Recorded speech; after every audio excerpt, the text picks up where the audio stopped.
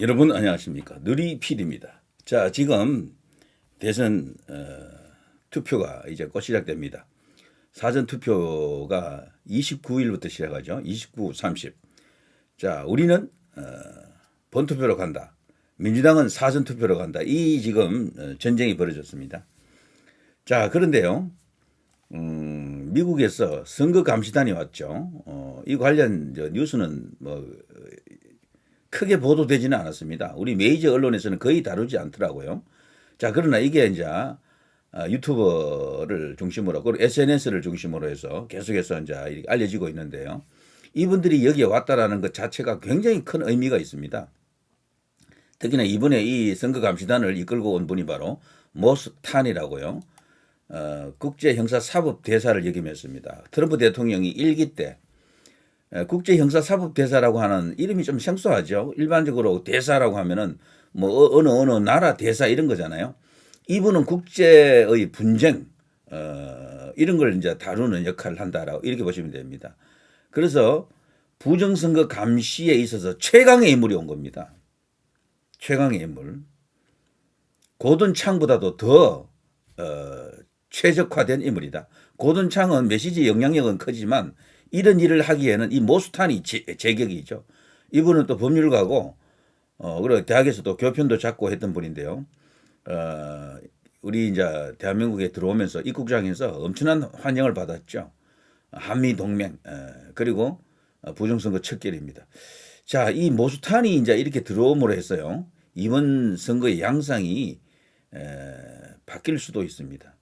왜냐하면 이들이 원래는 선관위에다가 공식적으로 요청을 했었잖아요. 우리가 가서 대한민국 대통령 선거, 제21대 대통령 선거를 좀 참관하겠다. 우리가 공식적으로 이제 이런 일을 할 수 있도록 협조해달라고 요청을 했거든요. 우리 중앙선관위에서는 그냥 단호히 그걸 거절해 버렸죠. 오지 마라, 필요 없다. 그런데도 왔거든요. 하겠다라는 겁니다. 자신들이 원래 생각했던 그 일을 하겠다라는 거죠. 자, 이렇게 되면요. 부정선거에 대해서 어떤 카르텔이 있다 하더라도 위축받을 수밖에 없습니다. 그리고 특히나 윤 대통령이 계엄을 선포하면서 중앙선관위를 쳤잖아요. 그리고 선관위 연수원을 쳤지 않습니까? 그 과정에서 뭐 완벽하게 된 것은 아니지만 뭔가 깨부순 것은 있어요. 분명히 그 카르텔의 그 정상적인 상태가 무너졌다라고 봅니다. 어느 정도 이렇게 심대한 타격을 줬을 것으로 봅니다. 주장하는 사람 중에는 이런 말도 있죠. 그 카르텔이 사실상 허리가 잘려나갔다. 이번에는 그 카르텔이 작동하기가 쉽지 않을 것이다. 예전에는 그 선관위 연수원에서 뭐를 했는데 이제는 그게 어렵다, 불가능하다. 이렇게 보면서 이번 선거는 양상이 다르다라고 이제 이야기하는 사람들도 있거든요. 근데 저는 일단 그 확신할 수는 없습니다. 조금 더 두고 봐야 되고요.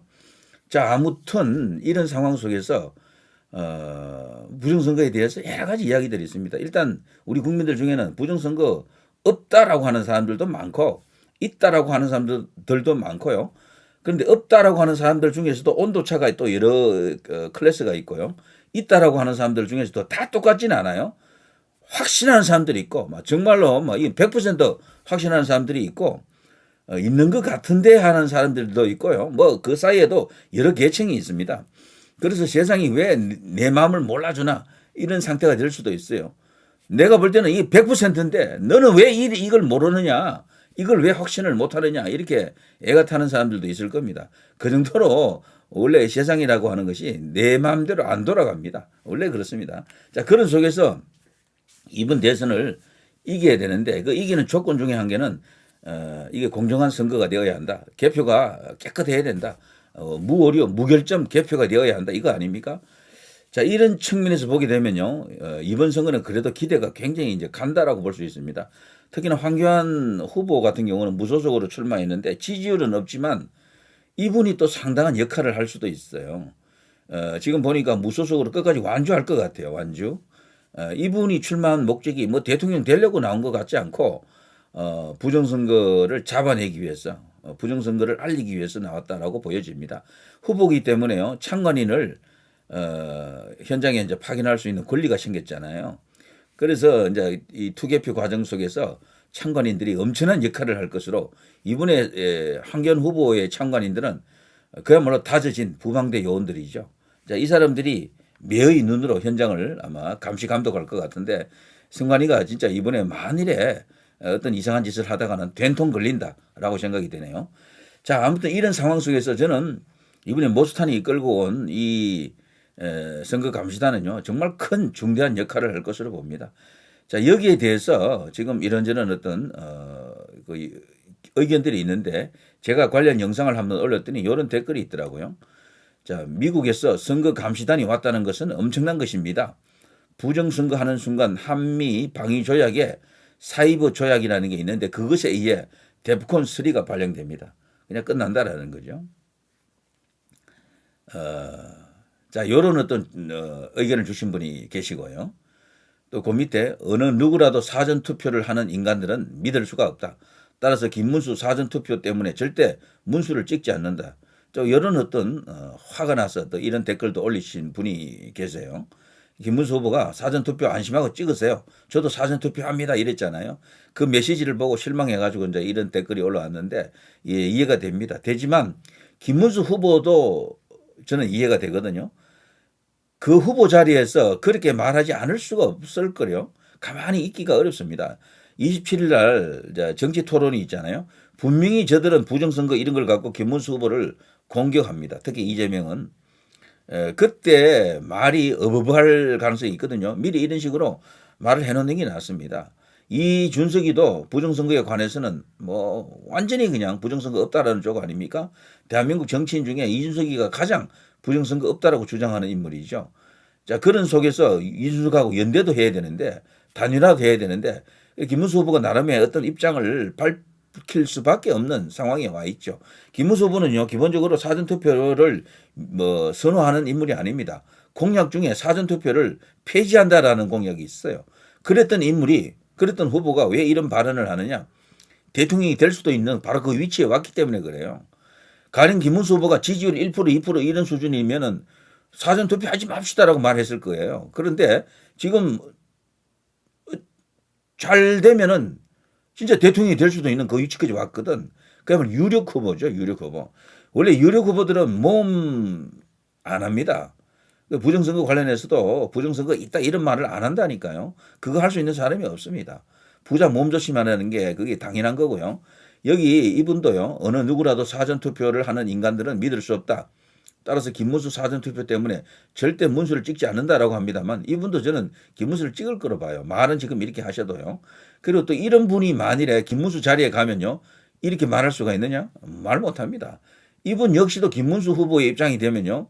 황교안하고 김문수 후보 두 후보의 역할이 완전히 달라요. 입장도 다르고 스탠스가 다르다니까. 황교안 후보는 부정선거를 막기 위해서 나온 분이고 알리기 위해서 나온 분이고 김문수 후보는 이재명을 막기 위해서 나온 겁니다.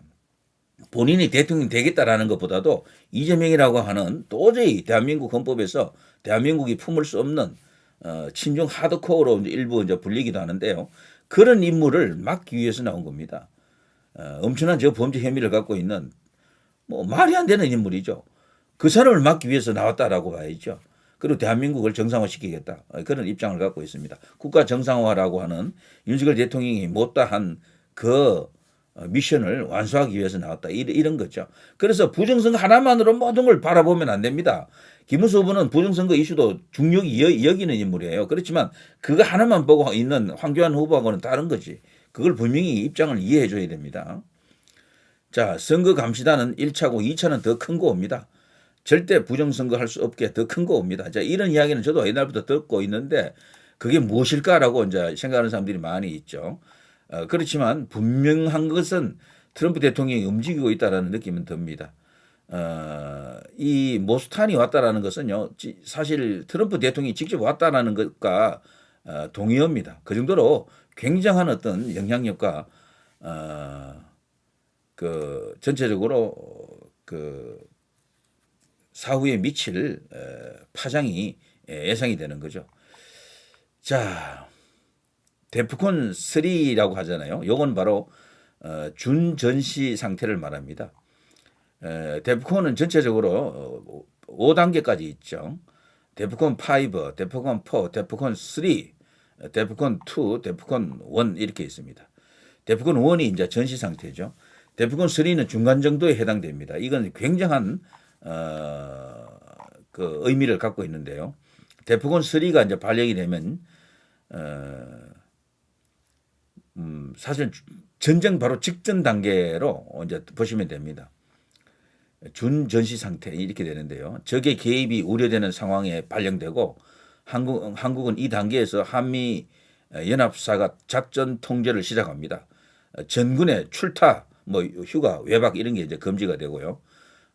육군 야전 부대 기준으로 영내 모든 물자를 후송, 적재, 방치, 파기품으로 분류하는 물자 분류가 실행되고요. 당장이라도 주둔지에서 이탈을 준비를 하고서 대기하고 있습니다. 주둔지를 이탈하는 이유는 데프콘 2로 가기 위한 그러니까 조금 더 전쟁 상황으로 가기 위한 그런 조치다 이렇게 보면 됩니다. 한국에서 현재 데프콘 3까지 온 것은 단 3번 있었는데요. 1976년 판문점 도끼 만행 사건 박정희 대통령 때, 그리고 1979년 12.6 사태 이후 그 직후 서울의 봄 그 당시, 그리고 1983년 아웅산 묘소 전두환 전 대통령 때 폭탄 테러 사건, 이때 3번에 걸쳐서 데프콘 3가 발령된 적이 있습니다. 데프콘 2라든가 데프콘 1 같은 경우는 아직 한 번도 우리나라에서는 없었죠. 다만 미국에서는 미국 본토 기준 쿠바 미사일 위기 때 데프콘 2가 딱 한 번 발령이 됐었죠. 그런데 어쨌거나 이 부정선거가 전면적으로 만일에 진행되고 있다는 게 이번 이 감시단에 의해서 포착이 될 경우 데프콘 3가 발령이 될 것이다. 그때는 주한미 연합사가 한미 연합사가 움직인다 이런 이야기입니다. 정말 엄청난 이야기들이죠. 그래서 이번 선거는요 전부 다 투표장으로 가야 됩니다. 이왕이면 본투표로 다 가시길 바랍니다. 그러면은 이번 대선에서 이재명을 잡을 수 있고 김문수가 대한민국 정상화의 사명을 띠고 이 땅에 태어났다를 아마 실현할 겁니다. 자, 누리 PD 김준희였습니다.